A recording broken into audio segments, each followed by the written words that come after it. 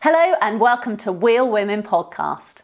A few months ago, before the National Hill Climb Championships, I chatted to Joss Lowden, professional cyclist who rides for Drops-Le Col, about equality in cycling, hill climbing, racing and being an inspiration to other cyclists, my kids included. Since recording, Joss has set a new unofficial women's hour record in training, which is an amazing achievement, and I'm so pleased for her. I hope you enjoy. So could you please introduce yourself and tell us a bit about yourself? So I'm Joss Lowden. I am a British female cyclist. I race for Drops cycling team. I used to do quite a lot of the hill climbs, and that's where I really started my cycling career, was hill climbs that my brother sort of dragged me along to. And I got really into it. I think it was Catford and Beck were the ones that I was absolutely setting the sights on in the October, sort of beginning of October. And that was in 2016, I think. And then I won the National Hill Climbing. Oh, Lord, when did I win that? 2017, maybe? Yeah, maybe I won it in 2017. I won Headley on the Hill. Yeah, it's just a part of the season. I haven't done it. Well, I did it last year, actually, but I'm not doing it this year. But it's one of sort of parts of the season, which is just so much fun, really. A bit mad. It seems to have gone this year. It's become very popular, particularly the Nationals. There's been this big drive. How important do you think individuals getting behind the cause is in cycling to get women involved?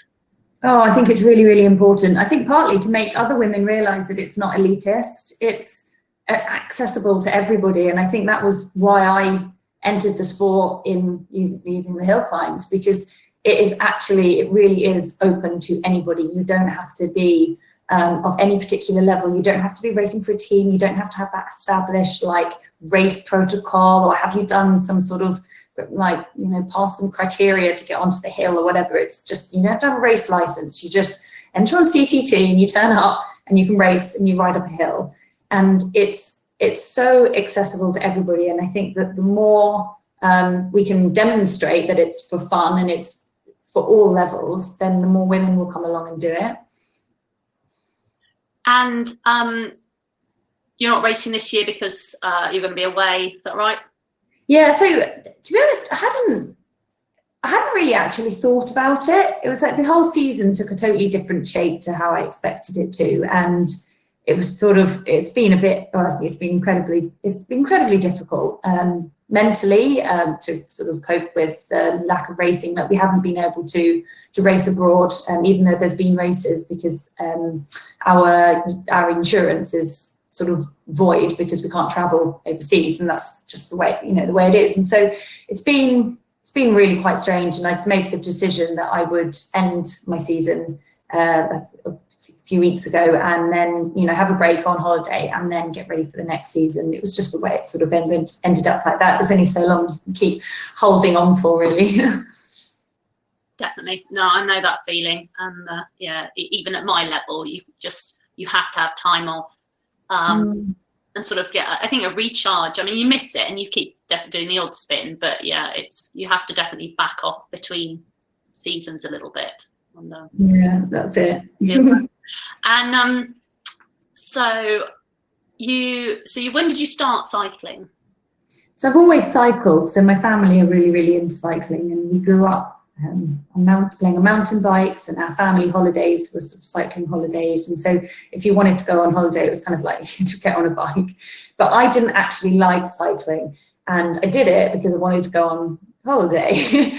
But I was always a runner, and that was my sport, and trained pretty heavily through my teenage years and into my early 20s. But then sort of, I don't know, 6 years ago, something like that, 5 years ago, I just couldn't, my knees wouldn't hack running anymore. And so I just went on my dad's club, his cycling club's sort of Mallorca training camp holiday. Well, I thought it was a holiday, and it turned out it was like a training camp. But I just came back completely hooked, and sort of bought a time trial bike that Friday off eBay and then race the local 10 on the Monday. And then it was, honestly, I was absolutely addicted and have been since. It was really bizarre. So yeah, it was just a complete shift in my mindset for it. It was probably a desire to compete. Like I wasn't going to be able to run and compete anymore. So it's like, right, cycling, that'll do. But actually it's better because you can like push yourself so much harder and you can train harder in cycling. Yeah, so I haven't really looked back. Did your parents race? Yes, my dad's really, really keen. He does still quite a lot now. He's the chairman of the local club. My mum doesn't race, but she should, because she's actually amazing, like ridiculously strong. So she well, not that she should, but she could. There we go. And so yeah, Dad was really keen. My brother was really, really keen. He did a lot of the hill climbs. He's a bit of a hill climb pro, actually. And all my tips came from him.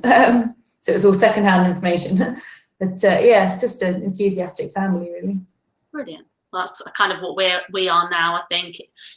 I come into it later. I started doing it as a weight loss exercise after having children, and also because I was kind of fed up. My husband would just go out cycling for a few hours and I'd go home with the kids.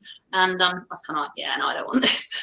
So it's a lovely thing to do as a family, I think. It is. It's so good. And I mean, I particularly like it, in the summer when you can ride, you've got a cafe or you've got a lunch stop in mind, and it just forms your whole part of your day. I think it was it yesterday afternoon, we weren't racing, Dan and I, and we were out and about, and I saw some people playing in like an arcade sort of thing, and I was like, oh, is this what people do at the weekend when they don't exercise? And I was like, it hadn't really occurred to me, like, what do people do? Which is maybe sad, a reflection on our social life. But yeah, it's definitely good fun for the whole family. Lovely. No, that's cool. And so you've been racing pro. How many years now would you say you've been racing the pro circuit? So this has just been my second season with Drops. The year before that, I was with Story. So that's, I suppose, 3 seasons of UCI racing, but I've had a couple of a bad accident in that first year at Tour of Yorkshire, which smashed up my shoulder, which did sort of dampen the racing, but a fair bit. But yeah, this is so going into the 4th season of UCI racing. And do you think we have male and female equality in the sport at the level you're at? No, but it's improving, which is what is really, really important. It's hard to know though, because before it's one of those things. So you see the things that you see. So with social media and the way that the algorithms work with, report with newspaper articles on the internet and things like that, is that you are directed to the things that you look at. So if you are really interested in women's cycling, then when you're browsing and you're on the internet, you're obviously, targeted with lots of articles and, pieces and videos about women's cycling, which makes it feels like it's so much more prominent than maybe it actually is in reality. But it is improving. I mean, you can see it with the fact that there's now the World Tour women's teams have minimum salary, and they have things like, maternity leave factors into their policies and stuff now. And it's growing, and it's definitely not anywhere near as the same position as the men's scene, but there is progress. And I think that's what needs to be, that needs to be celebrated in itself. Whether it's ever going to get to the same place, I doubt it. People like to see the fastest person, go up a hill, or the fastest person on a time trial course, or the fastest whatever. And at the end of the day, physiologically, that's more than likely going to be a man. Therefore, people are excited by the male scene. So you have to ask yourself, well, what is it about women's racing that is going to be able to compete with that, but on a different level? And the women's racing this summer, there's been some absolutely incredible races. The World Championships was amazing. What else was, I'm trying to think of some other ones that really, really stood out. The Pluet, that was a really good one. Some of the racing at the Giro, Strade Bianchi, like people have been watching these races going, oh my gosh, I didn't realize that women's cycling was so exciting, because it doesn't have the same sort of control in the way that some of the men's races does. Like some of the big teams are really controlling it. So it's a lot more fluid. So yes, I mean, that's a long answer there, but I think that it's growing and it's getting more of a following, which is really good, and we'll just hope that it continues like that. I was really hopeful when I saw the virtual Tour de France and the women seemed to be getting as much stage as the men's. And I was really hopeful when they did the actual Tour de France that we might see this year as was that the feeling within like sort of the pros that this might be the year that they bow? I don't know. My feeling was a little bit like, I found it almost a little bit annoying the way they kept saying, oh, you know, this is absolutely fantastic. It is the first ever women's Tour de France. And, you know, we're all, you know, on our social media, oh, so proud to be part of the women's first ever Tour de France. But at the same time, you're thinking, looks like we're not, that's, you know, this isn't really the first ever women's Tour de France. It's nice, but it's not. And yeah, I think we just have to, whether it's, you know, paving the way, I don't know whether the Zwift race or the virtual racing will have made any difference to the Tour de France, you know, deciding to put on a full women's race. But I know that they're getting pressures from many, many angles, and you can hope that one day they'll bow down to it. Yeah, fingers crossed. I definitely opened eyes in this house with my kids, so yeah. Thank you. Out on a stationary bicycle, because it definitely got them thinking, and it promoted the discussion in our house a little bit more. I had been aware, I mean, there's they ride it the day before or reduced route and things like that, so we had sort of talked about it a bit, but it definitely got us thinking a lot more about it. And if our daughter does want to go through and continue cycling as a pro potentially, you know, why is there not the same options for her? That's not really fair. You know, the boy wants to, the girl may want to at some point, and you know, just you want to fight that those options will be there for your children. So because the thing that's actually, I sometimes think it's a bit sad that I have this opinion, but I just think of it as it's almost like a different sport. Our trajectory with inside women's cycling is different to the trajectory and to how, you know, the men go up, you know, through the ranks. And, you know, not to say it's completely different, you know, it shadows it, similar, but you have to, it's almost like it's a different avenue.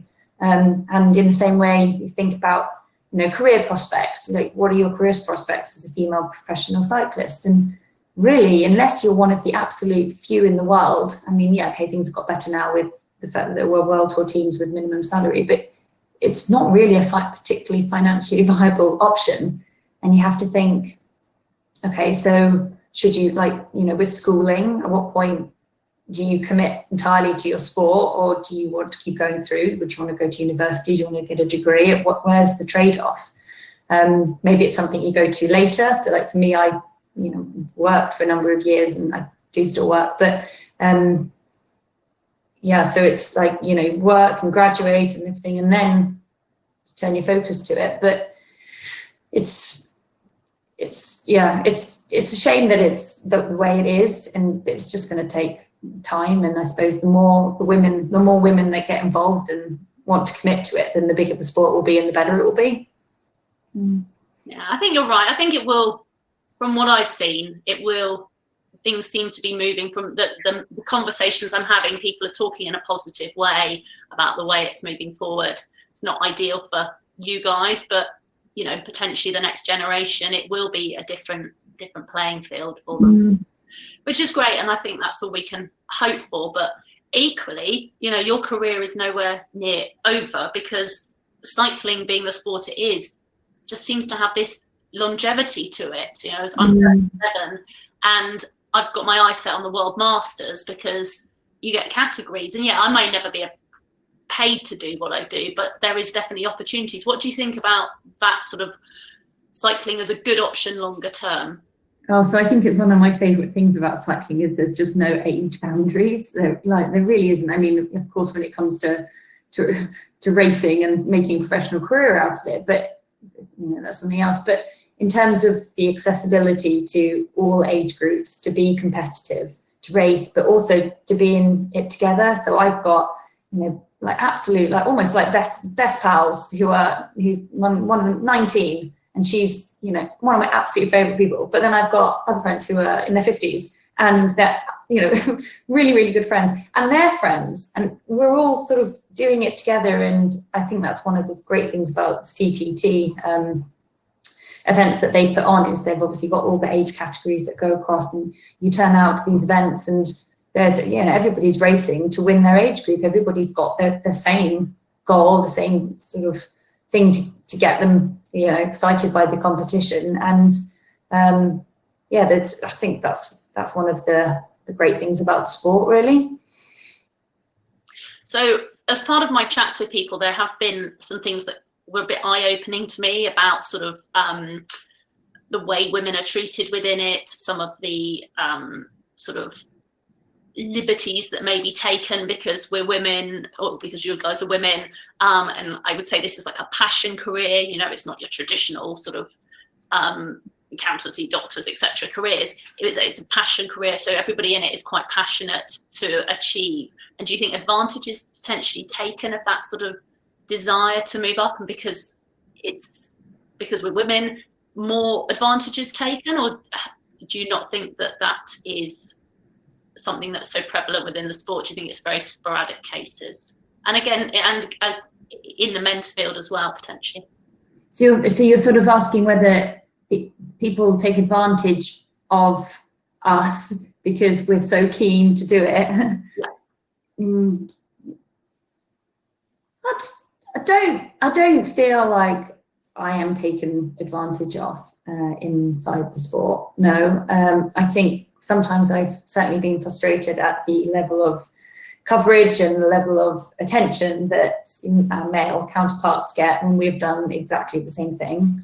I find that particularly frustrating, especially, this is going to make me sound like you're not like moody girlfriend, and I'm not meaning to be, but I've done the same event as like my boyfriend before, and he's won the men and I've won the women's, and he'll have, a crowd of people like standing around wanting to hear about his race, and it's like, oh, well, I won. But that's not what is exciting, I don't, it doesn't bother me, but I can see how it could really bother, it could be unfair. And I think that, that's one of the pitfalls of the sport, really. And that's what I think that the organisers that put on these events need to address. But in terms of being taken advantage of, I think probably there has been elements of it. So, for example, with the big hot topic on equal prize money, men and women's, and I think that for quite a long time there wasn't really enough of a noise made about complaining about it. Like, it just was an absolute given.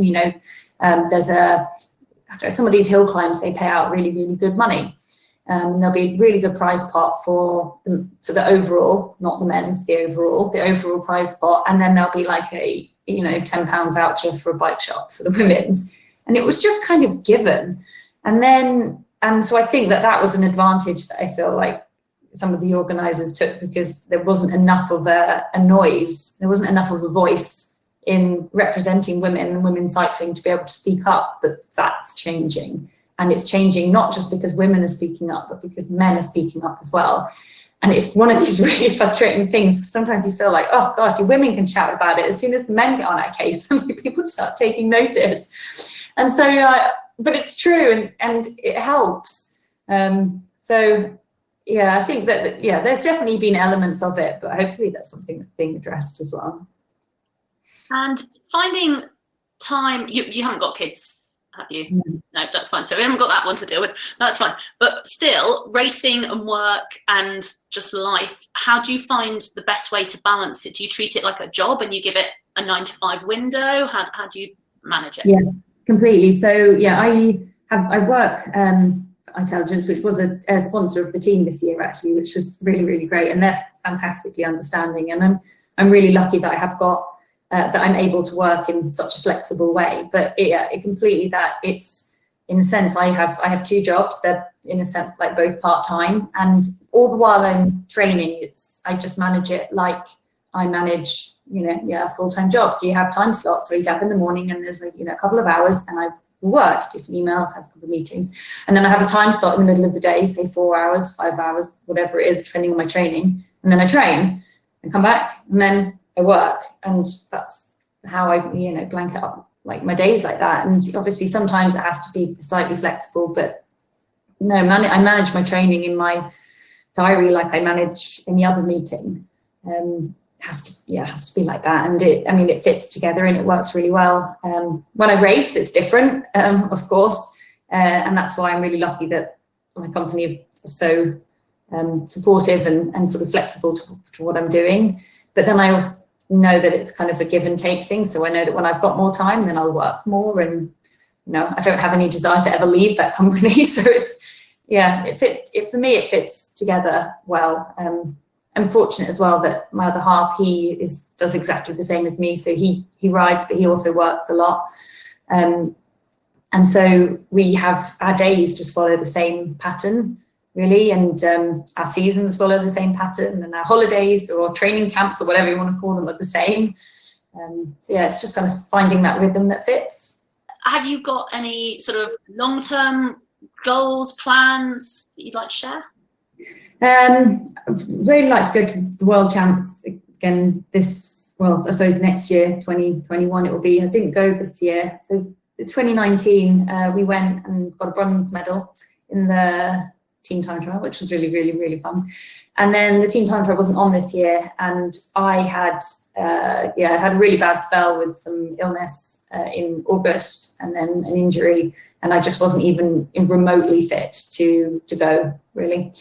And so that was a bit of a disappointment, because that was kind of what was holding it all together throughout lockdown, was kind of like aiming to go to Worlds, and then it didn't happen that way. And next season is an interesting one, because actually my biggest priority, or what I really want, is I just want to race.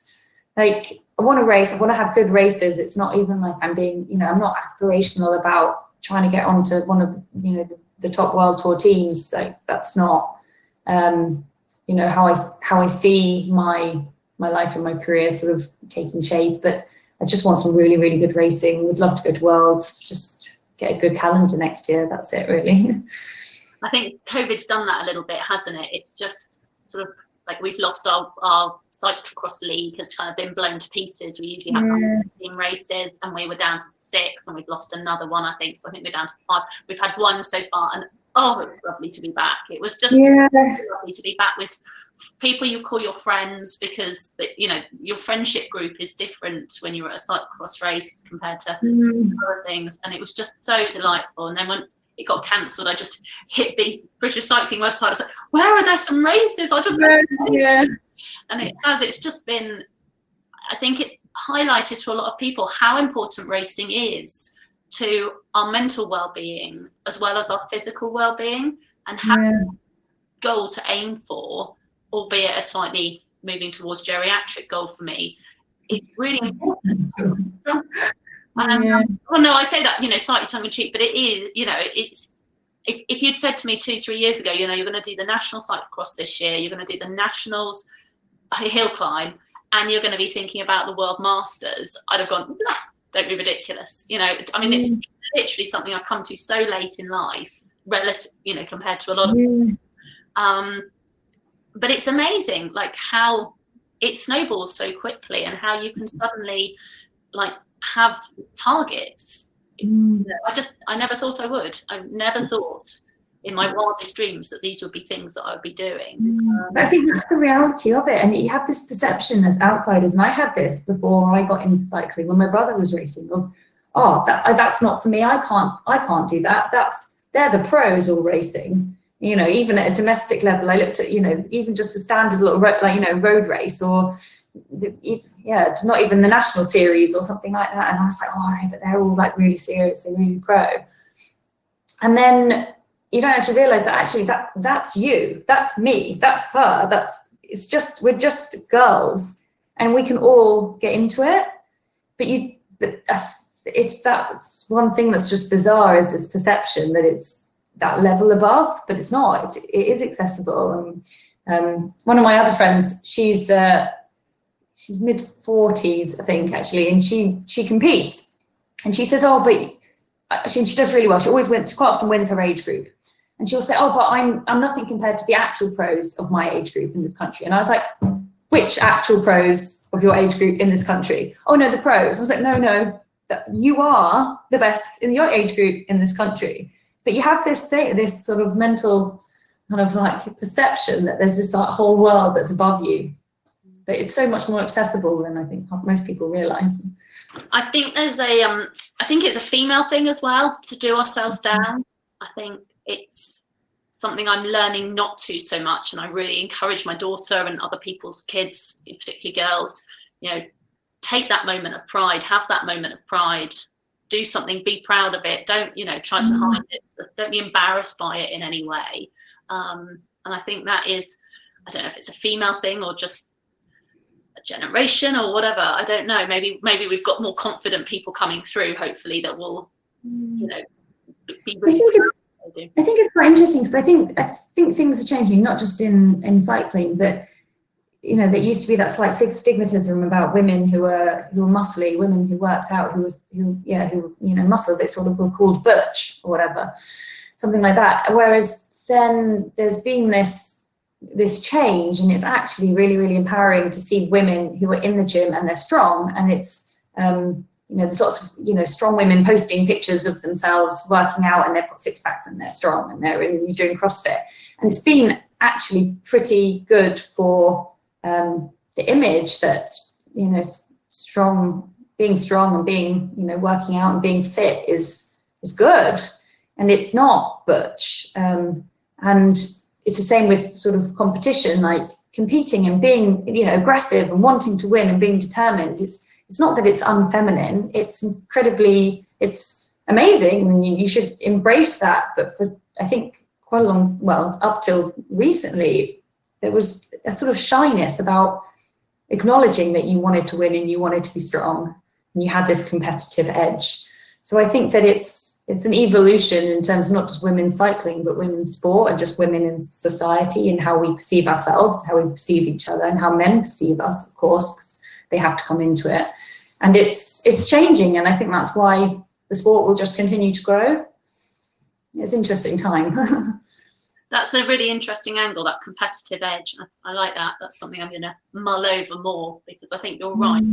There has been this sort of, I'm just here, I'm just turning up. And it's like, I think it was last year, somebody said to me after the first race of the season, she said, gosh, you really you've upped it. And I was like, yeah, I decided I'd like to win, and I'd like to, and I want to get on the podium, and I've been training to do that.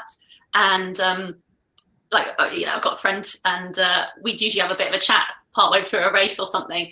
And she's actually organising the hill climb this year. And she said after that race, she's like, yeah, it was pretty clear you weren't chatting on this race. And I was like, yeah, sorry. And she's like, no, not at all. But, go for it, well done. And I think it was that, kind of like, how dare I say that I actually want to beat people, but yeah, no, I really did.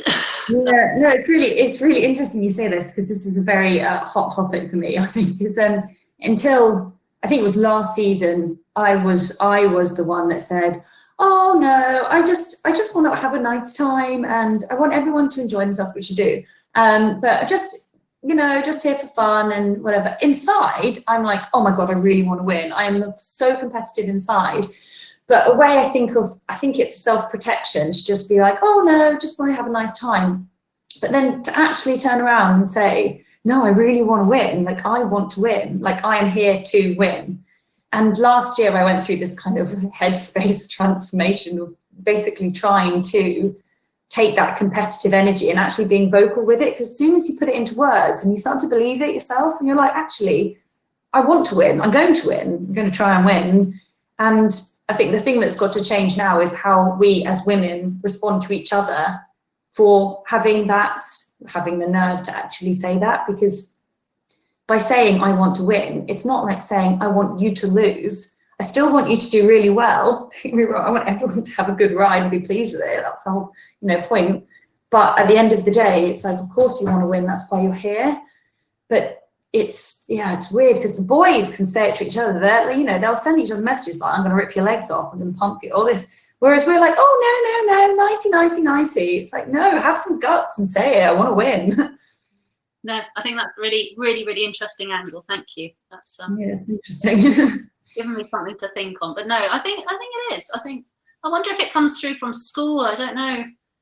I mean, we still slightly got, my kids' school's quite good, actually. They don't just get, the medal for turning up, which I think is important, because if we're giving that message that actually it's okay just to turn up, and it's great to turn up, you know, don't get me wrong, but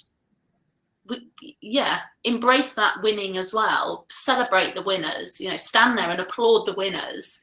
I think that's so important when you have a podium, even if you're not on it, to be there saying well done and acknowledging other people's wins, because that's what will bring the sport up as a collective body. You know, it's great having one or two amazing people, but actually I'd rather there be 20 people in my race that I'm racing against rather than just 3 or 4 who are of my standard. Yeah, you want to see a really close race. You don't want to see someone ride off. You don't want to look at the results of the hill climber or time trial and just be like, oh, same person won again. You want to see real competition, and that's what drives it. It's, you know, that's what's going to make the sport more exciting. So yeah, we need more people to get more women involved and to back themselves, really. Yeah, and shout about themselves. Yeah, and then I think we'll see the pull away from just people wanting to watch men ride, because there'll be a big chunk of women. Actually, who's going to win? You know, nothing is a given. We shouldn't shy away from competition for either the fear of it or the fear of, you know, just being sort of standing up and saying I want to win. And I think that it's prevalent in women's sport, and I don't know whether it stems from, you know, just wanting to be like just kind of girly. I don't know whether I wanted to even use the term girly, but you just, or maybe it's, you know, you grow up and you get beaten by the boys and it makes you think, oh, I don't want to play. I don't know what it is. I don't know why we have such a problem with being so openly competitive. I know I do, and I know it's something that I have to work on, but I think it's if we all get better at saying it, then it will be easier for us all to be competitive. Yeah, no, that's definitely a theme I'm going to try and carry through and discuss with other people going forward and see what their thoughts are on it, because I think you're right, unladylike, maybe the phrase, it's deemed unladylike to be competitive, which is us shrugging off yet again more female oppression from the centuries. You know, that feeling of, well, it's really interesting. Really I think that is kind of it, and I know this is ever so old-fashioned to have, you know, women are a certain way. They're, you know, delicate and ladylike, and they don't sweat.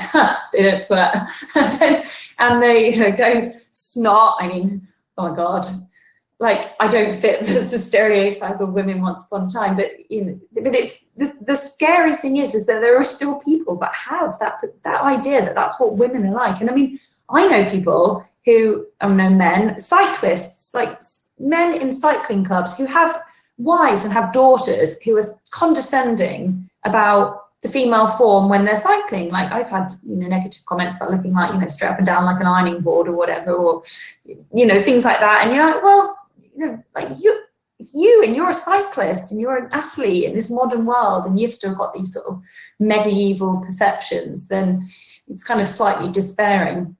But I think that the numbers are diminishing of people that have these viewpoints, and the more women that are out there doing sport, not just cycling, but in the gym and, you know, running and working out and sort of changing that image, then the closer the sports can align, the more equal it will become. It takes time, but we're on the right trajectory. I think you're right. I've had the boobs because I breastfed 2 children, and they're a pain in the arse. So I'm quite happy being straight up and down like an ironing board. And I literally, my husband, when I started, so I didn't get on a drop handlebar bike until after I'd had my second child. And I remember I was out on his just trying it out, seeing if I liked the feel of it. And he said, like, you know, get lower down. And I was like, I can't. Literally, my knees were just hitting my boobs, and I think, you know, I do feel for women with bigger busts. Like I can understand why they find it harder to get into these sort of sports, because they were just a pain in the bum. Like they were literally just too much boob. And then the kit manufacturers as well, because I mean, like I don't have problems because the kits, even though they're designed for women, they're generally shaped like for men's kit. You know, like the jerseys, narrow hips. And, you know, women generally don't have narrow hips. Even, you know, some of the most, like, the top level athletes are curvy, and yet the kits, it's taking time until the women's kit actually fits women, and it's getting there. Anyway, you've got kids to pick up, haven't you? I'm just going to give him one last chance to come and say hi, if that's okay. But I'm not joking. Tom, last chance to come and say hi quickly. You sure? Oh, is he shy? He's too embarrassed. Oh, well, good luck with the hill climb, and for going to Worlds. If you ever need any, I don't know, any help or advice, then give me a shout. Like I've got, well, she's sort of a friend of mine, but she wants to go to the World Champs next year, so I'm sort of fully behind her on getting her there. So yeah, if there's anything that crosses over, then I'll happily share. Yeah, it's quite because it's in Belgium. The World's Masters cyclocross is in Belgium, and I've never raced overseas or anything, so that's quite a scary thing in itself. But yeah, well, one thing that you've got to remember is that they are just people. Even though they're from another country, they are the same. Because I get this, I'm like, oh my gosh, they're from France, they're really scary. It's like, but the race scene in France is the same, and the people are the same. It's all just the same. And they're all facing the same issues and stuff. So I think, and the same emotions and things. So yeah, that's it. Yeah. All right. Well, have a nice evening. Yeah, and you take care.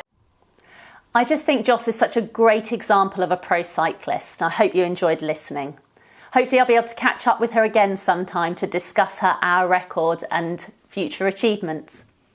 Please spread the word about Wheel Women podcast, and happy cycling, everyone.